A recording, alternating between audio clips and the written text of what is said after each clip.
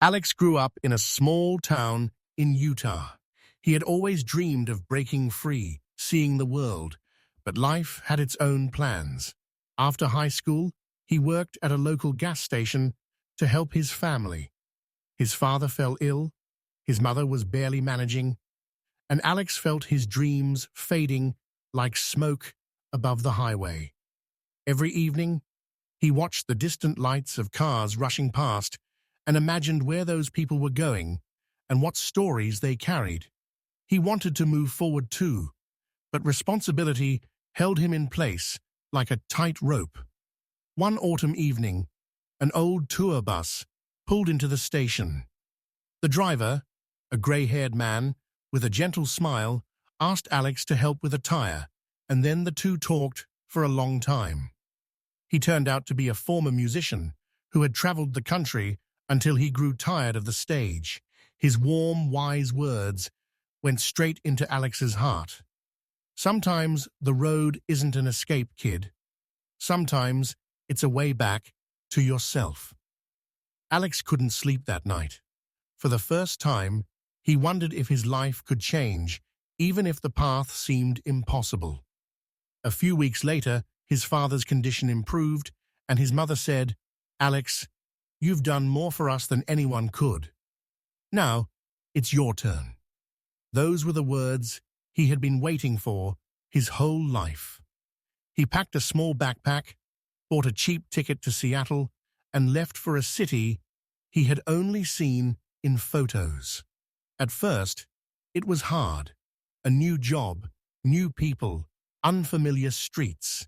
But all of it filled him with a sense of freedom. He enrolled in evening video editing courses, something he had long dreamed of. A year later, he was working at a small production studio, filming music videos for young artists, and often thought about that bus driver. His life had become a road too, but now it was one he had chosen himself. And when he returned home for Christmas, his father hugged him tightly and said, "I'm proud of you, son." Alex smiled. He finally understood. Sometimes the hardest turns lead you exactly where you were meant to be. When Alex returned to Seattle after Christmas, he felt different. It was as if the boy from the small town had stayed somewhere in the past, and ahead of him was the adult life he had always wanted. But even with his new skills and his job in the production studio, he sometimes doubted whether he was truly heading in the right direction. One evening, while editing a video for a local indie band, a new girl walked into the studio. Curly black hair, a camera over her shoulder.